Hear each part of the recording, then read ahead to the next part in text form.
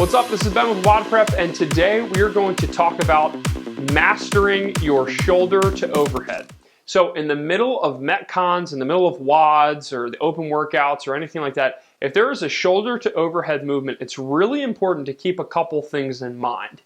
Really quick, before we get into that, if you're interested in learning how to take your performance to the next level and you haven't signed up yet, make sure you go to WODprep.com. The link's also in the description. And I will send you a bunch of free training content. You'll also be on my VIP coaching list, which means every week I'm going to send you an email with some sort of great content that's going to help take your training to the next level. So back to shoulder to overhead. So if we're doing push press, if we're doing push jerks, anything of that nature in the middle of a workout, it's really important to focus on trying to do touch and go over singles.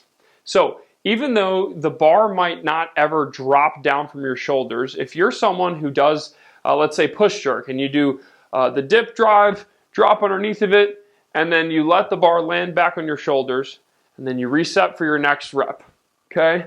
Every single time you reset for your next rep. You're actually wasting a lot of time, and you're kind of doing it in an inefficient manner. Now, form is always key. Okay, form is always number one, but if you can maintain good form, I would recommend doing what's called a touch and go.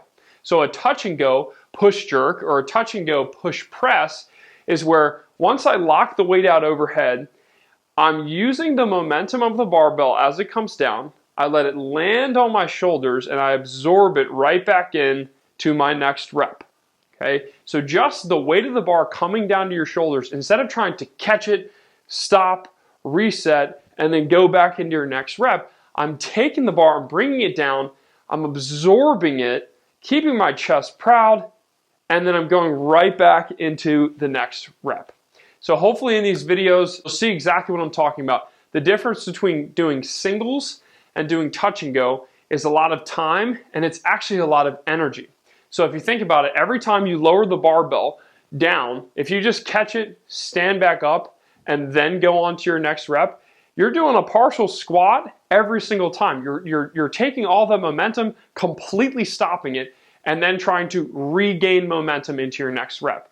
Instead, if you actually absorb it into that partial squat, into that dip position, you can go right back up with the barbell. So it's a very slight change, but if you're what I would call a moderate weightlifter, you understand how to do a push jerk, you understand how to do a push press, no problem, I recommend taking it up a notch and trying to string together unbroken reps. You will see an incredible performance improvement, and you're not going to spend nearly as much time under tension or under fatigue with that bar overhead.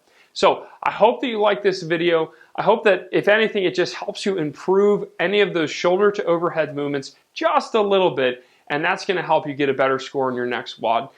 If you like this tip, please, again, go to WODprep.com to sign up for my VIP coaching list. The link is also in the description.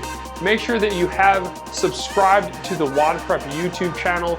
We've got a lot of cool stuff going on here and a lot more videos on the way. Also, leave a thumbs up if you liked the video, thumbs down if you did not, and most importantly, leave a comment and let me know what kind of videos you want me to make you next week. All right, peace.